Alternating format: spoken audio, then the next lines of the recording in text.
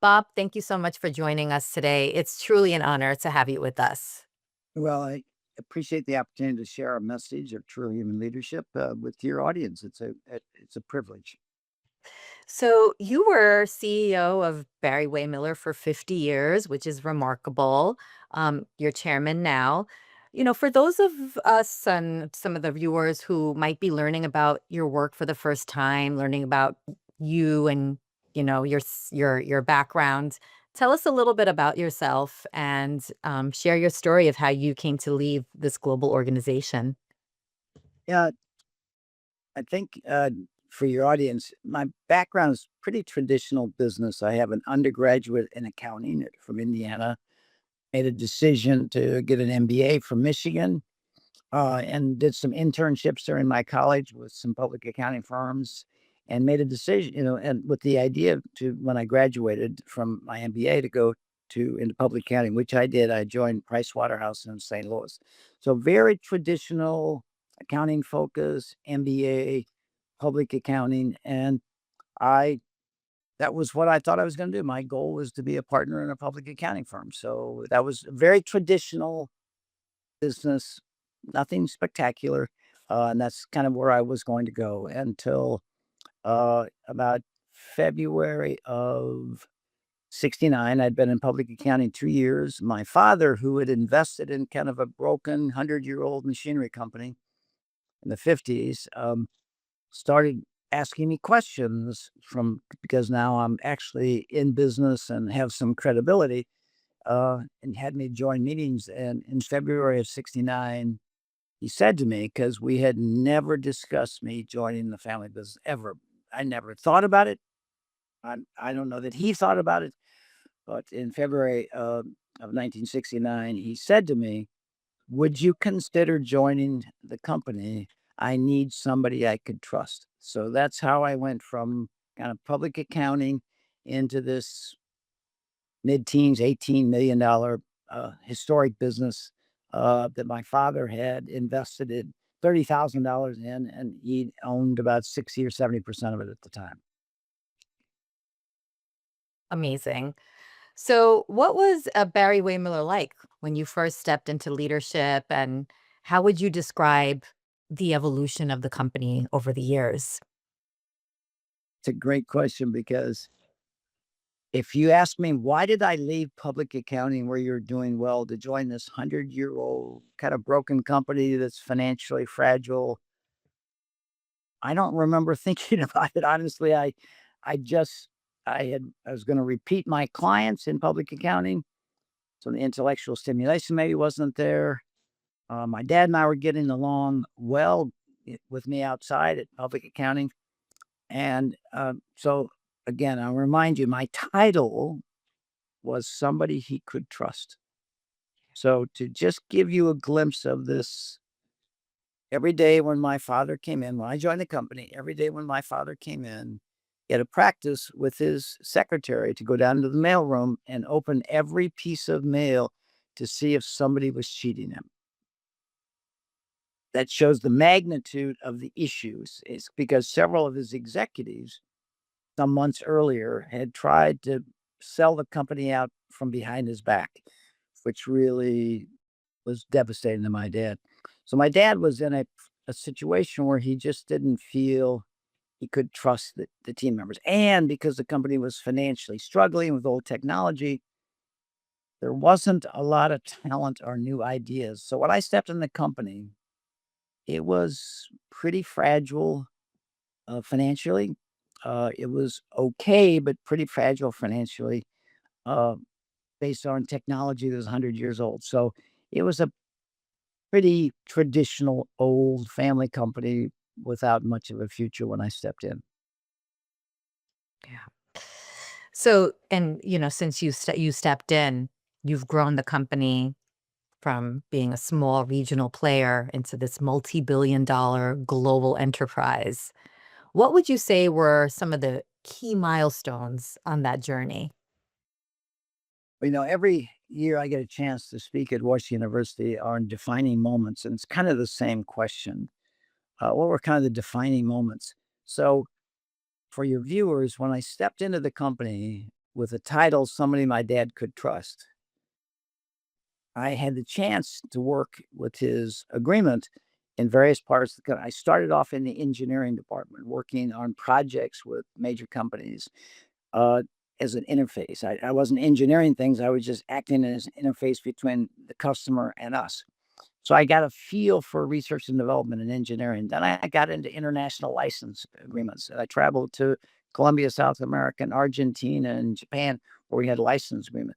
Then I got into manufacturing, and then I got into customer service. So I spent about 6 years in, I'll call it my self-created leadership development program. I was just intellectually curious about how all these things did, and I'd make an impact, and I had a chance to run a business. So the journey, the beauty is that I had 6 years where my dad was with me, that I had a chance to learn a bit, and it wasn't we never talked about it. He just said, "Bob, could you go work in customer service? We got a lot of problems. Could you go handle the license agreement?" So I would do that, and each one was an experience. It's a little bit like if you look at a clock and you see the hands, and it seems so simple. It's 12:15, but behind the surface of those hands are gears that have to be meshed to create the accuracy of that time.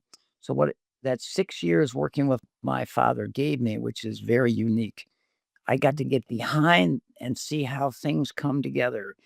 Machine shops, assembly, license agreements, technology, so that was just an unintended, beautiful opportunity for me to learn the company. So in 1975, I'm having dinner with my dad in October, and he says to me, "Bob, your mom and I are going to Australia tomorrow to visit our joint venture. When I get back, I'm going to make you executive vice president because you're really running the company, and I'm just going to acknowledge that." It was a nice comment at dinner. I was kind of very much involved in everything. The next morning, he died. Okay, so he never had a chance to actually do that. But because of the structure of the company, I became president that day. So at age 30, the 6 years kind of working in all parts of the business and having some meaningful success. The company's still fragile because the markets we served and the technology were very challenging.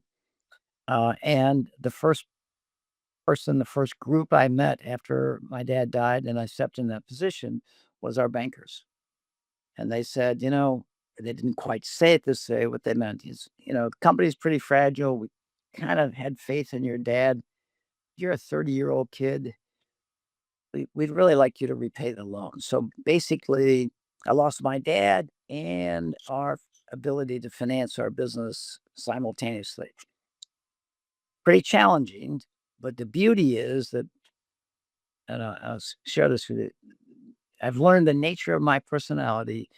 I have a lot of common sense. I'm very uh, creative, and I have a very positive attitude. I'm a very optimistic person. So if you blend those three together, a lot of what you're going to hear is the result of those three. I call them qualities that I am blessed with.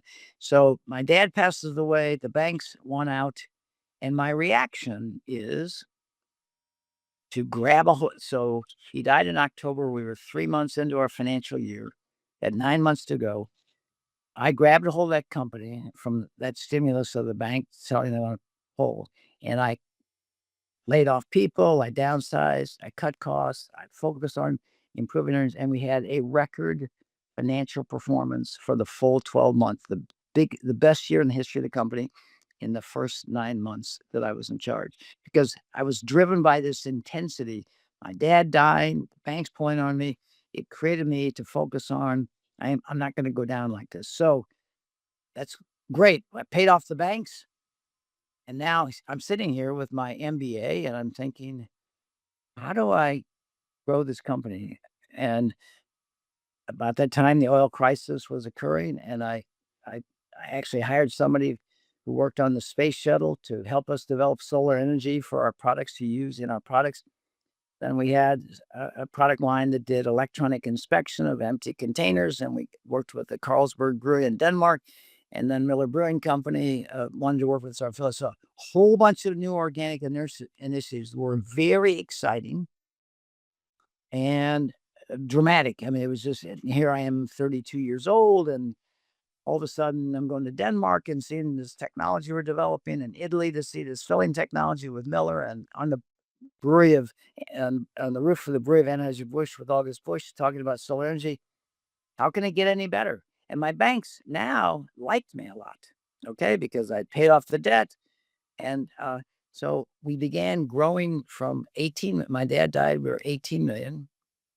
And we started growing dramatically with solar energy, electronic inspection, and filling systems. And our core markets picked up at that same time because all of a sudden, the ecology movement, people talked about returnable glass. So all of a sudden, the brewery started buying returnable bottles. So anyway, whole combination positive. My banks said to me, Bob, just make sure you tell us the amount of money you need to grow because we really like what you're doing. So the banks made it easy for me to finance this organic growth in all these new initiatives. And naturally, with all new initiatives, it was exciting. And what we didn't realize was the organization ready to embrace that level of growth from years of stagnation, decline, no technology to 18 to 72 million. It felt really good, but it that masked the challenges. So it's called the cumulative risk. It wasn't that if you looked at any one of those initiatives I've described, they all seemed incredibly solid. But collectively, the collective risk was significant. So in about 1983, each of those initiatives I said, so we peaked at 72 million, and then we started experiencing our traditional markets got softer. Um, the solar energy issues has start issues with the solar panels warping.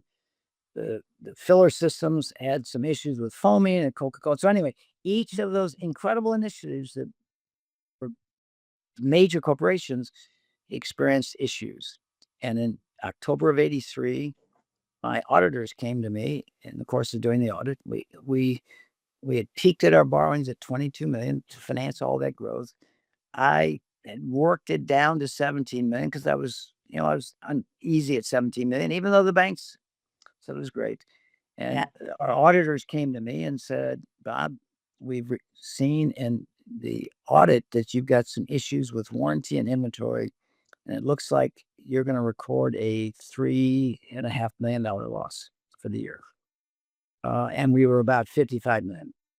And I immediately called the senior credit officer of our bank, and this is another major learning. And I said, John, we need to get together. We got some issues. So I sit down with the senior credit officer, not just our lending officer. And I said, John, the auditors have just made me aware we've got some Italian inventory that is obsolete, and we've got some warranty issues that if you add them all together, we're going to report a $3 million loss.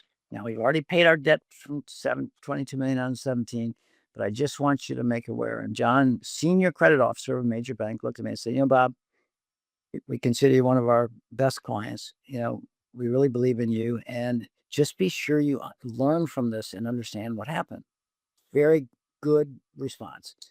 About maybe 10 days later, that same auditor came to me and said, Bob, we found some more items. Looks like the $3.5 million loss is going to be 5 million, 5.5 million.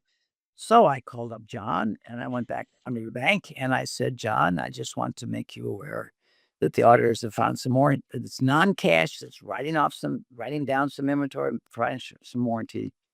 And he said, what you don't really want somebody to say to you from bank, let me call you back tomorrow. Okay. Same guy that told me how much they valued me called me back the next morning and said, Bob, we want our money back right now.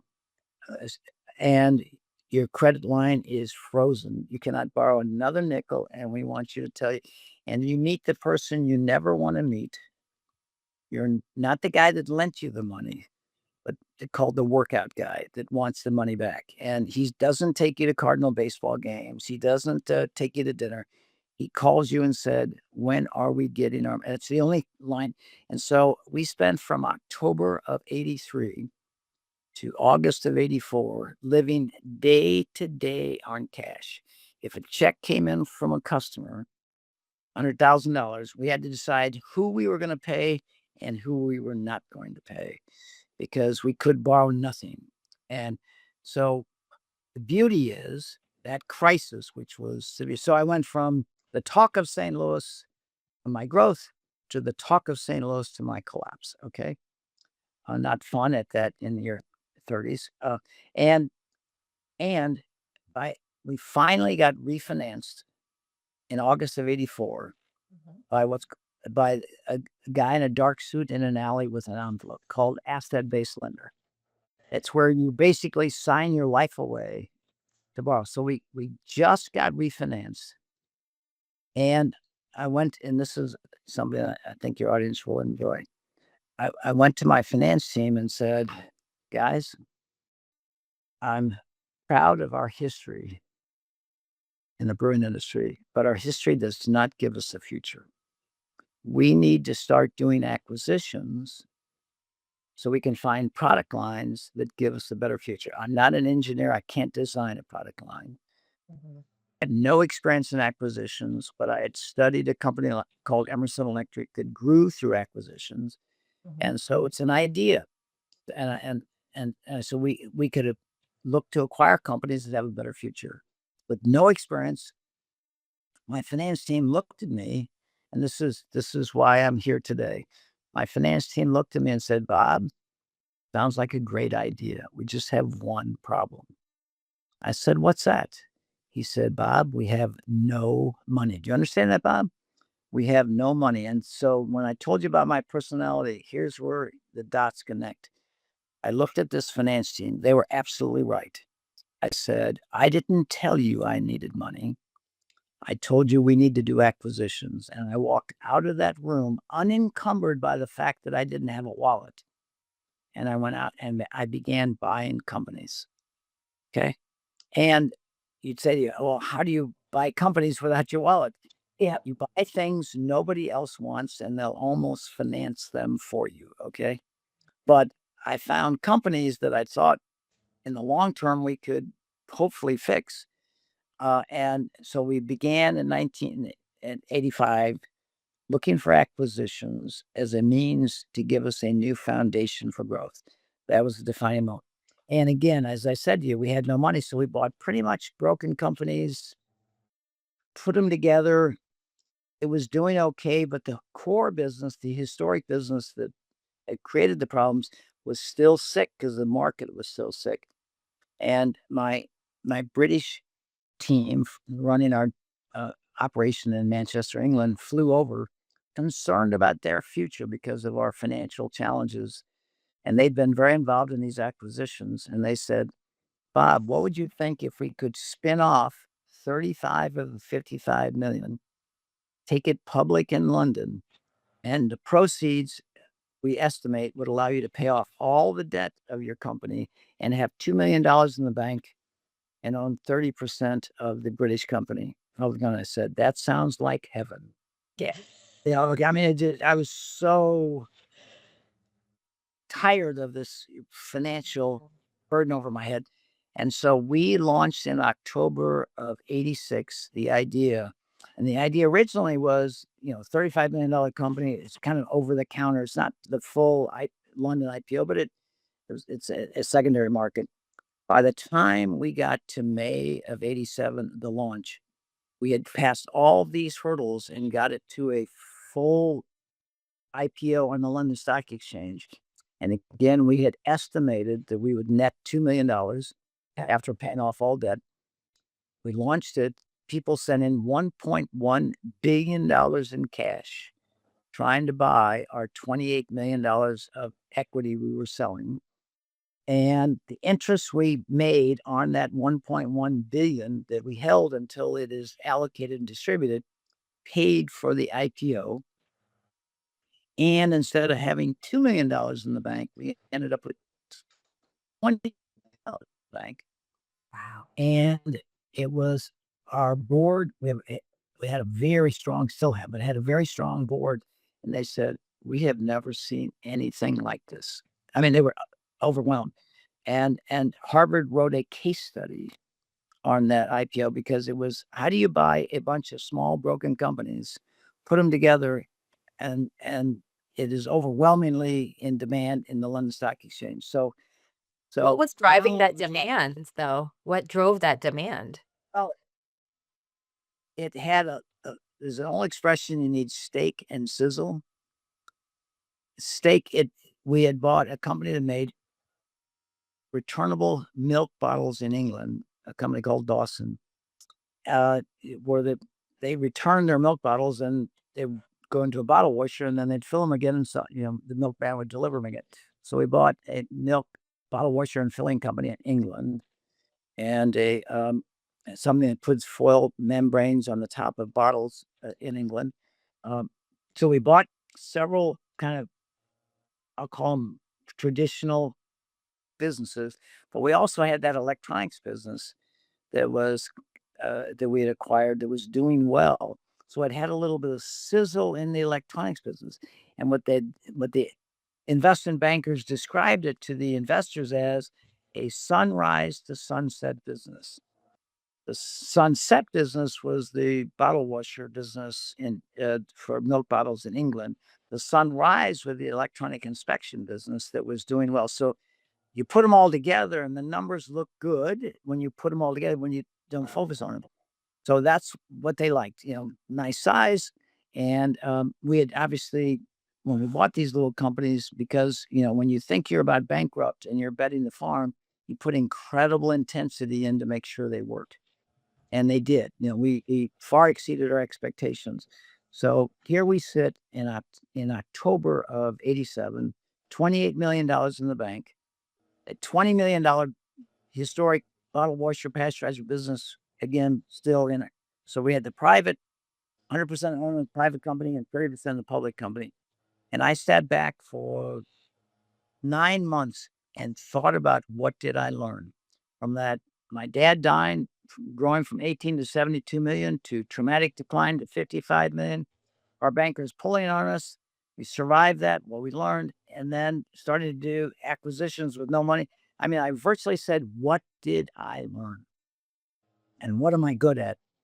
And I came to the conclusion, good at fixing businesses uh, in our industry that had problems with leadership, had a good installed base, so they were digitally playing revenue. So, and there were plenty of businesses that you could buy like that because our industry was kind of challenged.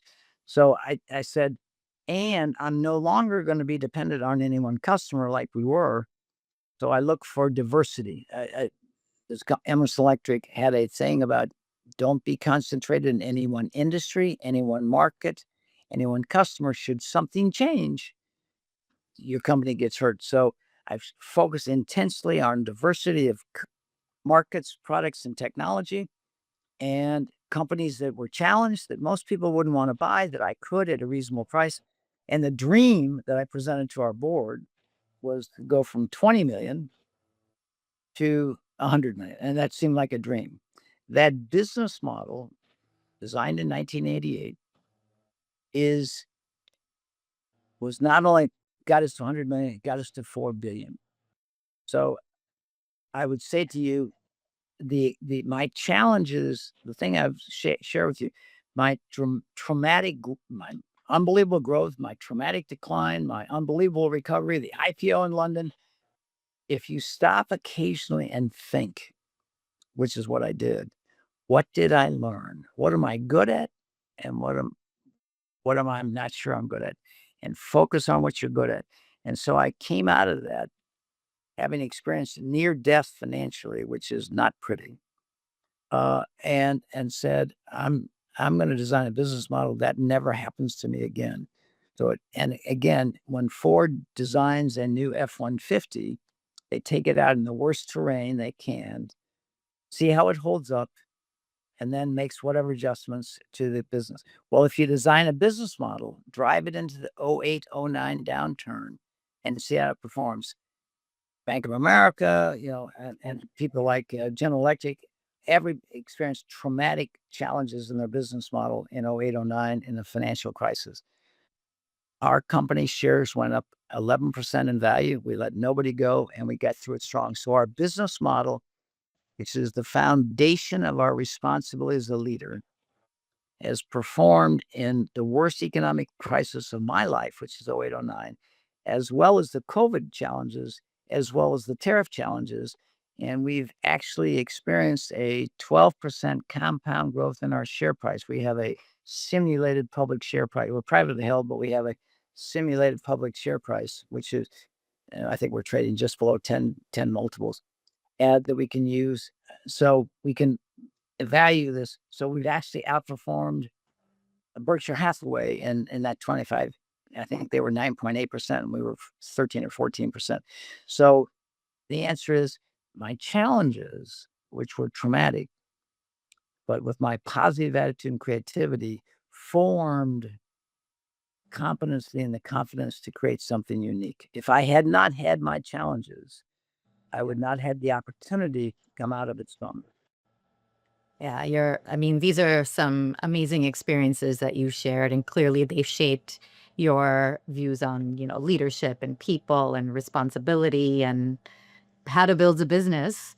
Um, were there any defining moments when you realized the traditional leadership playbook needed to change as you were going through these experiences? The most significant defining moments. The most significant defining moment occurred in right around 2000. Because prior to 2000, the lens through which I saw people from my education and my experience, I saw people in our company as functions for my success. I needed that engineer. I needed that sales executive. I needed that machinist. And I was a nice guy, had a nice company, but it's very traditional. The lens through which I saw people, they were functions for my success. Remember, I took management classes, got a management degree, and I got a job in management. So what do? I thought I was to manage people. I thought that's what we do. And that's why I had a good education. And so that traditional way served me well. I mean, we were doing well financially. And then around 2000 at a wedding, when a friend of mine was walking his daughter down the aisle, and everybody's oohing it out, how beautiful she looked, how handsome the young man looked up at the altar. I had a revelation. And the lens through which I saw the 12,000 people in our organization was reversed. Instead of seeing our 12,000 people as functions for my success, I said all 12,000 people that are part of our organization, my span of care, they're not engineers, accountants, receptionists, clerks and labor union. They're somebody's precious son or daughter.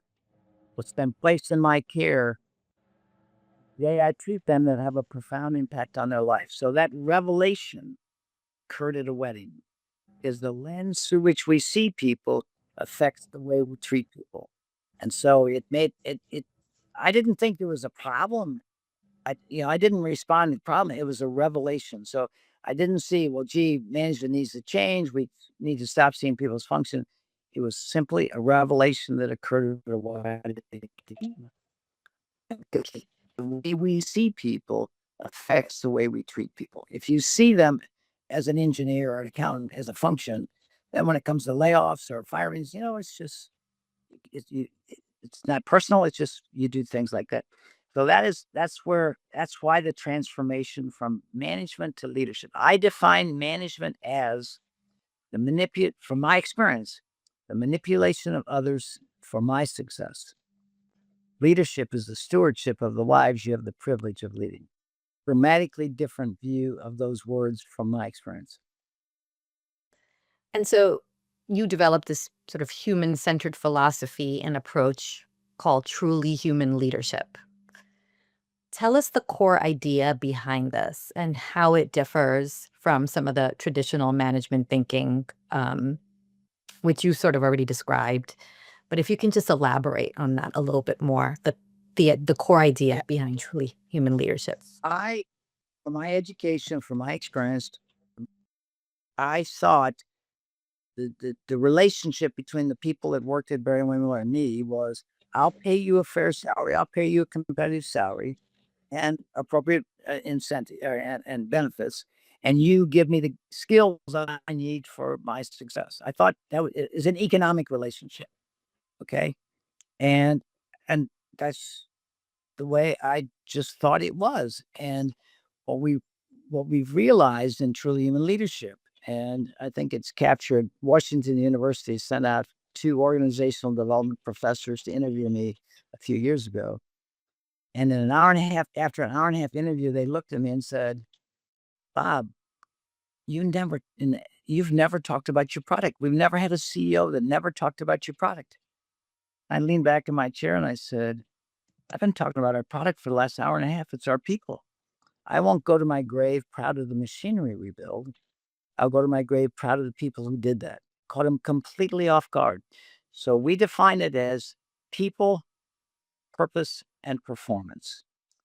And the word people is first intentionally.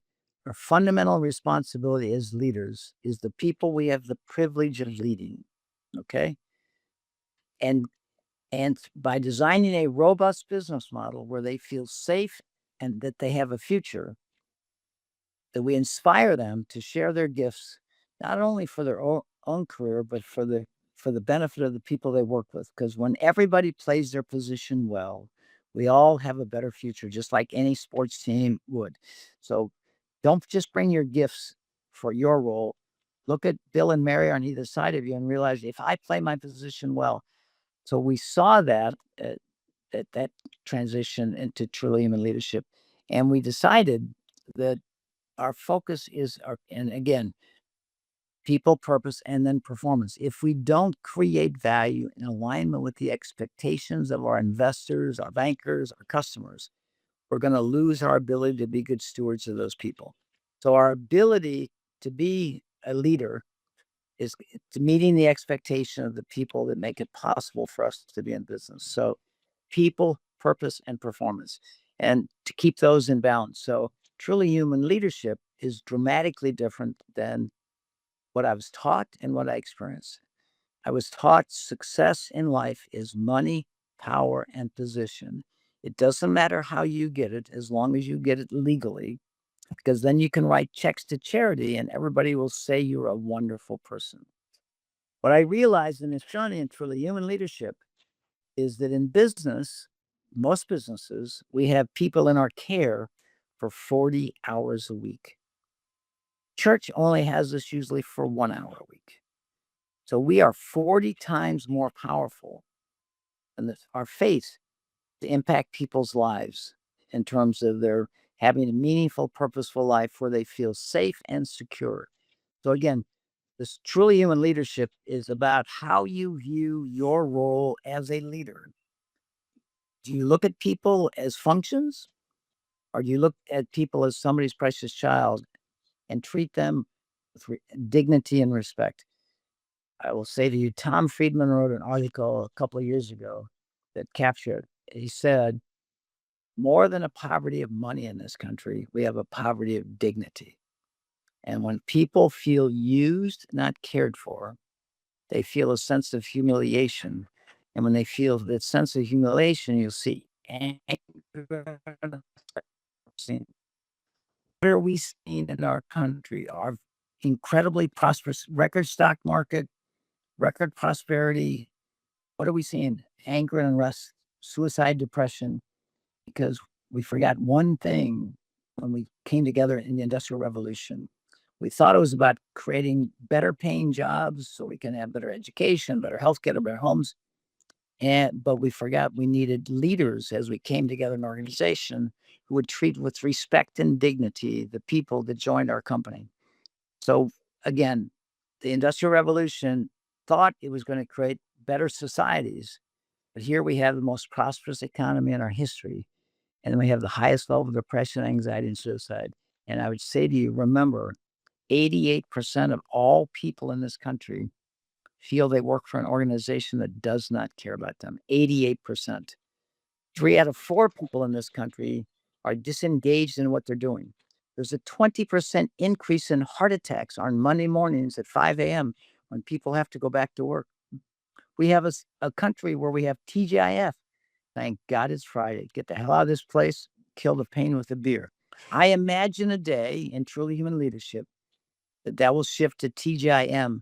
Thank goodness it's Monday. Get away from the kids, the spouse, and be at a place where I really enjoy being with team members, because the greatest source of happiness in the world is a good job doing meaningful work with people you enjoy. That is what we're denying to people. That is creating this poverty of dignity in this country. We have economic wealth, but we don't have human wealth, human dignity, because we didn't create leaders with the skills to care for people. We created leaders with the skills to use people. Okay. And that's the issue we face in this country. So, truly human leadership is profoundly different than management. Okay. And what we learn in industrial, and it's not taught. We don't teach people to care. We teach people to make money and be successful. And that's why we have the issues we face in this country.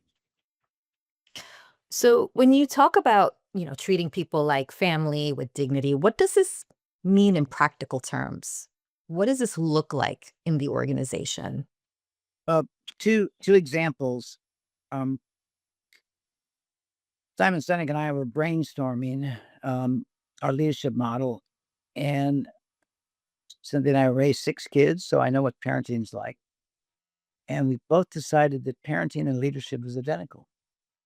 What is parenting? The stewardship of these precious lives that come into our family through birth, adoption, or second marriage that we all take very seriously. What is leadership? The stewardship of these precious lives of people who walk in our building every day around the world, who simply want to know they matter. And so we realized that, and I learned more about leadership when I tried to be a good parent than I did in business school and management classes, okay? Because it's identical. Example, I learned in raising kids that if you don't compliment them 5 times more than you suggest things they could do better, it's difficult for them to deal with it. Adults are the same way. We have a society where somebody gets 10 things right and we don't say a word. They get one thing wrong and we chew them out for it. We reprimand them for it. So we have a broken system. We don't have leaders. We have managers, bosses, supervisors. Okay. And we are and Jeffrey Pfeiffer wrote a book on this called Dying for a Paycheck. He doesn't mean anxious to get it. He means he estimates we're killing 120,000 people a year from work related stress. Okay. So when I talk to CEOs of major corporations, which I do frequently, I think I gave 300 speeches in the last 5 years in every part of our society around the world. I said, "You're all worried about the cost of healthcare? You are the problem. 74% of all illnesses are chronic. The biggest cause of chronic illness is stress, and the biggest cause of stress is work." So we are self destructing our society to create economic wealth because we thought money would create happiness, and it doesn't. So it's I was not taught any of this in my education or in the things I did after I graduated to continue to learn. I learned more about leadership trying to be a good parent than I ever learned, okay, in business school about leadership. The other thing that occurred that I think amplifies this, General Flynn, who've worked in the Pentagon, four-star general, worked in the Pentagon, wrote Simon Sinek's forward to his book, Leaders Eat Last. He came out because Simon said, "You got to see this company, Barry-Wehmiller." So General Flynn flies out to Akron, Ohio, sits down for a day to talk to people who work throughout our company. Without me there, just at the end of the day, he sits down with me and he said, Bob, what really struck me is people described it as a family. He said they didn't describe it like a family. They described it as a family. And so we had a discussion. I said, General Flynn, these people are not, it's not their brothers working there. It's not their, they're not related. And we kept discussing why would they say that? We realized that in our language, English language, the word family should mean the place of ultimate safety and care. That's what the word means. It doesn't mean you're just related. It means a place where you're safe and feel cared for. So when people said to General Flynn, this, this is a family. What they meant was, I feel safe and I feel valued, which is the ultimate goal that every organization should have. So that's where kind of this family came from. The word family means safe and valued. So, have you seen evidence inside your company or elsewhere that this caring leadership approach measurably improves performance or contributes to the bottom line? Well, the answer is we were doing well before this with traditional practices, which I mentioned to you. And I think that goal of getting to 100 million, that 20 to 100 million, we in the 90s, we were well on their way. But when we had these revelations and we changed our view of our responsibility to people in our span of care, it, I would say to you, it would, the example I use is if Ferrari designs the ultimate high performance engine and you put 85 octane in that engine, it'll start, it'll drive down the highway, and it'll eventually go fast, but it probably won't win the race. But if you put 91 octane fuel in that engine, it will perform to its potential. So what I'd say to you is, and from 88 to about 97 or so, I was putting 85 octane in this engine, this really well-designed engine I designed in 88, our business model, and we were doing fine. But I'd say to you that when we embrace truly human leadership and we didn't do it to improve, we didn't do it to improve performance. We didn't do it because we had a problem. We do it because the lens through which I saw people was reversed and people became our purpose. The curve started bending because all of a sudden people feel valued. All of a sudden you attract more talented people. Customers react to your culture. Uh, and and so I would say to you, I mean, we've had a 12% compound return on our share price since for the last 25 years. We've outperformed Berkshire Hathaway, and I think it was the 9.8% the last time I saw. So the answer is, we didn't do this to improve financial performance. We did it because of revelation. When you see people as somebody's precious child, you treat them differently than when you see them as an engineer, accountant, or labor or workforce. Okay, so so we didn't do it to improve performance, but logically, I mean, as you sit here today, if you accept the statistic that we've been using, that nobody debates, nobody at McKinsey, nobody at Harvard, nobody debates, that 3 out of 4 people are disengaged in what they're doing because the way they're treated, they don't feel valued, they don't feel safe.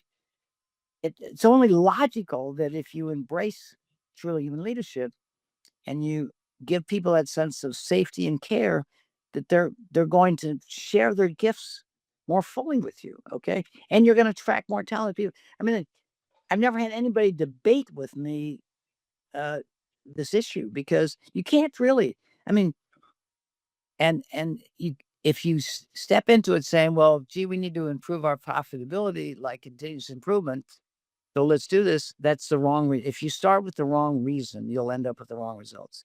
We did it because of a revelation when saw people not as functions, but as somebody's precious child, knowing that would impact their life. And so that that clearly, has made a dramatic impact. That the talent we have today, you know, we're the combination of 150 adoptions. Some people call them acquisitions. I like to call them adoptions around the world. And we have a culture that from Simon Sinek to the Harvard, Harvard wrote a case study. It's now one of Harvard's better selling cases with 80 universities using our case to study leadership. The book, which everybody matters, a good business book sells 5 to 15,000. It's sold over 110,000 copies in 6 languages in the world. The validation of the message I'm sharing with you is beyond. Nobody's ever at Harvard, nobody's debated. They just don't know how to get there because they're not taught to care. They're taught to use people. So going from using people to caring for people, why do you have to justify it? So people say, how do you justify this cost, your investment you're making in your university where you teach these human skills? I said, I don't need to justify caring for people. How do you justify not caring for people? When you look at the issues we face in our society, you're going to go to your board that we can improve profitability if we do this. I mean, if you start with the wrong reason, you'll end up with the wrong result. Okay. We did it out of it is our responsibility. We don't have to justify safety. We don't have to justify people in our plants wearing safety glasses. It is you do that as companies. Why? Well, because you know, workman's comp costs a lot, so it's kind of a tradition. But so we're focusing on people's souls, sending them home because one of the things I want to make sure your listeners hear is that we learned. I was never taught this, never heard this, never occurred to me that the way we would run Barry-Wehmiller would impact the way people would go home and treat their spouse and their children. But when we teach at Barry-Wehmiller University these truly human leadership skills of listening, recognizing others, and serving others, when we teach these eclectic classes we develop, 95% of the feedback we get all over the world is how it affects their marriage and their relationship with their children. How do you put a price tag on that? How do you put a price tag on? When we say what's wrong with kids today, look at the environment they were raised in. They came from families. Well, most likely the parents came home, TGIF, thank God it's Friday, drained, stressed, not knowing if they have a job next week, they're going to get laid off. So again, this is a message of healing the brokenness. This economic model was created out of balance with human dignity. And we need a human revolution to bring in balance the industrial revolution where there's economic gain and human gain in harmony, not one at the expense of the other, but in harmony. Because and it makes sense. How do you argue with the fact that people who feel cared for and valued are going to share their gifts more fully and stay more committed to you? And so I've never had anybody in 20 years debate this with me. Yeah. Ever. At Harvard, at McKinsey, it's so far from what we teach and practice. It's just hard for people to grasp it. I saw a response to an interview you were doing around the question was the topic was around the Great Recession of, 2008, 2009, and it was regarding layoffs. And you had mentioned that layoffs are a broken part of society and it means your business model has failed. To me, it seems like, layoffs are an inevitable part of doing business when things are not going well, right? So what's your approach to developing a business model that can sustain itself and, reduce layoffs? Well, I it's a subject that's very close to me because 2025 is going to be a very high. I think 1 million people have been told by major corporations they're going to be let go. And it's seconded. I think 2020 is the last time we had so many layoffs. Kind of the COVID induced layoffs. And yet we have a record stock market, economic prosperity, and a very pro-business government. And so, I would say to you that the whole subject of layoffs. So I was on several public company boards. I pretty much know how they operate, but I was struck, about a year ago, a major software company announced they were going to lay off thousands of people. I think it was 10 or 20,000. And it was news. Very profitable, major, well-respected software company announced they were going to lay off 20,000 people. I called a friend of mine who's a McKinsey partner and I said, I'm just curious. Do public companies have to announce when they're going to lay off people? And he said, nope. I said, and so we had a long discussion from his knowledge of public companies and my knowledge. And we came away with the following observation. Most boards, most public boards, have investment advisors who keep them aware of how the market sees them, how competitors. So, they rely on that advice as they make decisions. In the tech sector, there's been a number of major layoffs. Okay.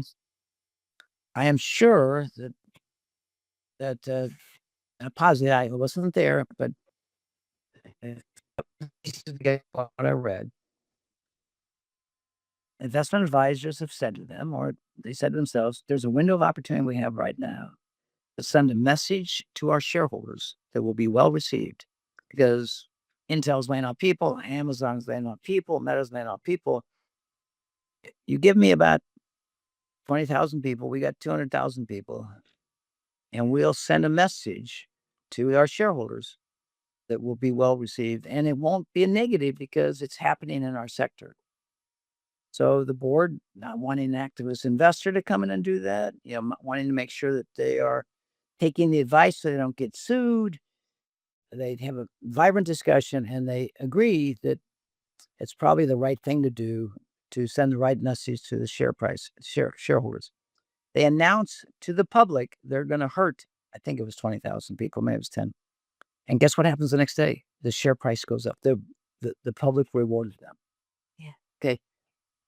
Do you think for 1 minute that board, when they considered that decision, thought about the 10,000 people that were going to let go and the impact it would make on them psychologically and personally?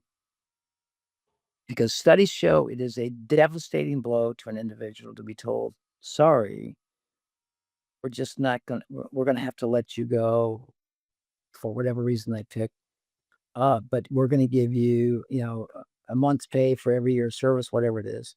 And I'm sure you're finding a job. And why don't I wait here while you clean out your desk so I make sure you don't steal anything?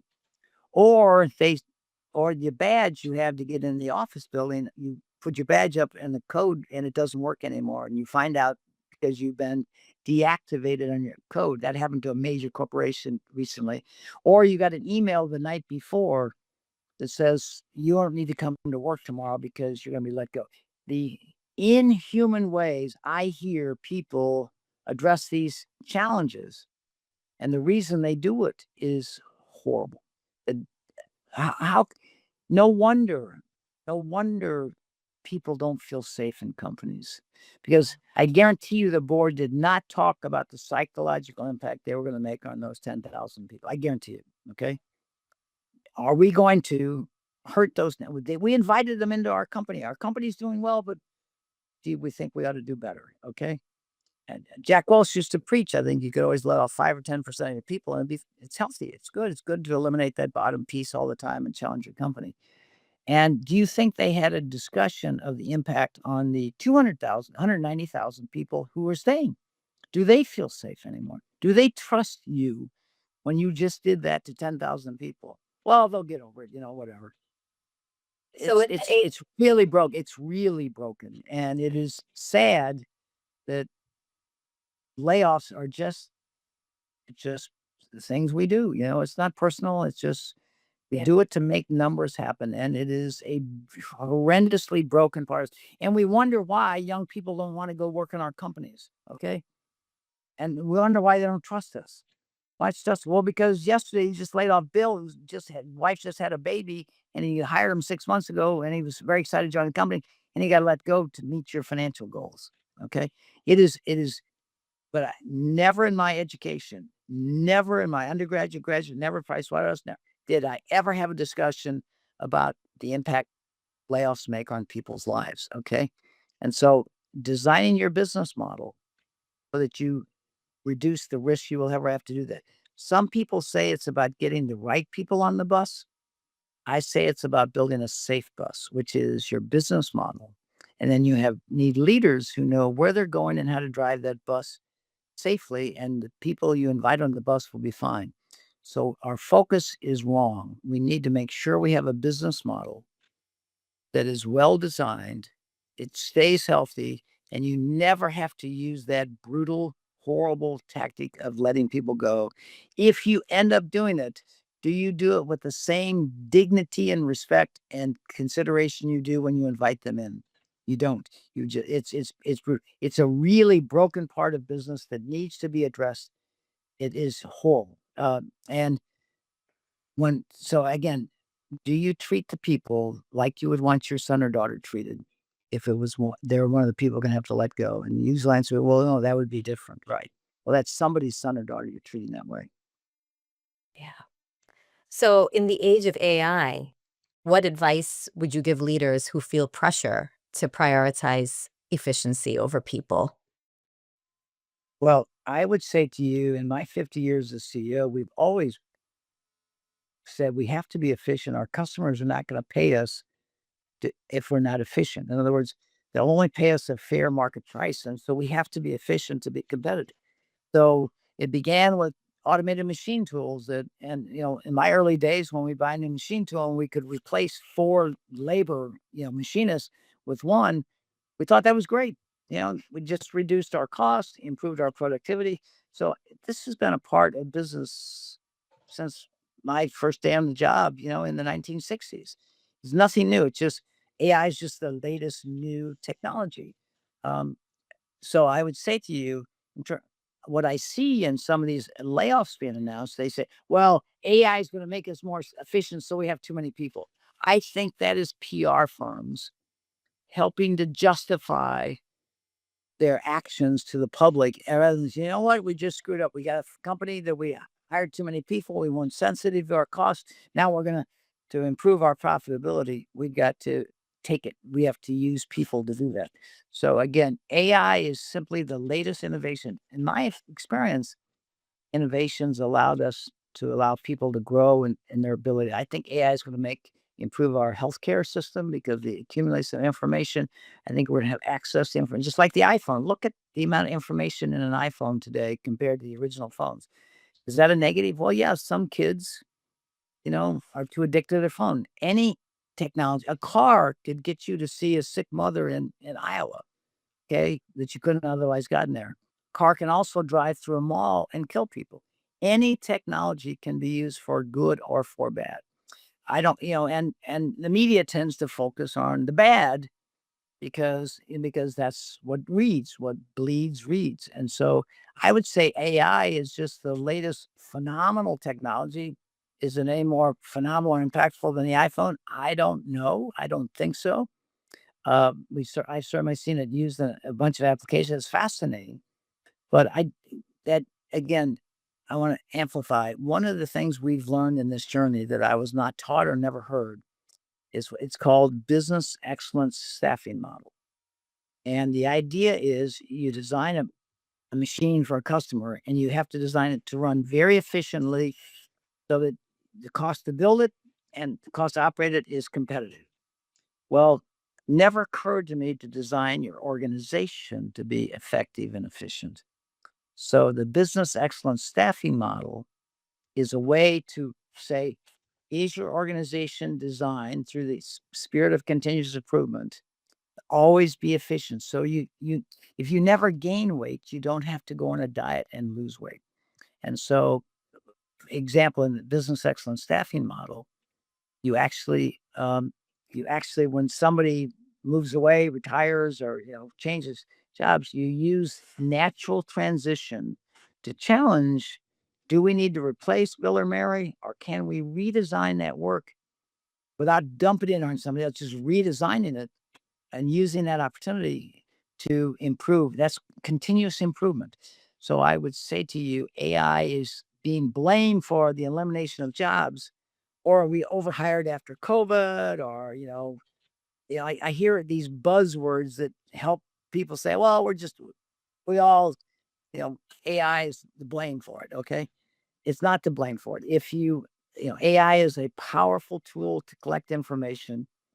Any technology can be used for bad. In this case, I believe there's more good that can be used for, even though media tends to focus on the bad. And so I think AI is a powerful tool to enhance our access to information that allows all of us to make a greater impact on our businesses.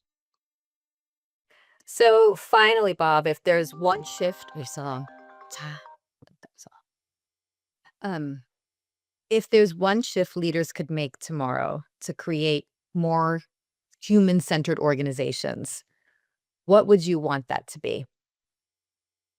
Well, probably the greatest experience I've had, I wasn't taught this, but I just did it, is to pause occasionally and to look at your business model. Are your people safe in your business model? Have you reflected on your journey to where you are?